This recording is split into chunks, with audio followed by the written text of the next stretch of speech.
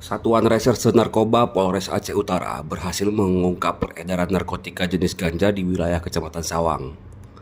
Seorang pria berinisial SZ, 35 tahun, warga Cok Serani, Kecamatan Muara Batu, Kabupaten Aceh Utara, ditangkap pada Senin malam 16 Juni di Gampung Tepin Resip, Kecamatan Sawang, Aceh Utara. Penangkapan terhadap SZ dilakukan setelah penyelidikan yang berlangsung sejak Minggu 15 Juni. Tim Satres Narkoba yang melakukan penyamaran melalui metode undercover buy akhirnya bergerak dan meringkus tersangka di lokasi yang telah dipantau sebelumnya. Dalam operasi tersebut, petugas menyita 72 bal daun ganja kering serta satu karung besar ganja dengan berat sekitar 5,5 kg. Selain SZ, dua pelaku lain yang berada di lokasi melarikan diri ke semak-semak curam dan kini dalam pencarian petugas. Lampu lo kosong. Prak.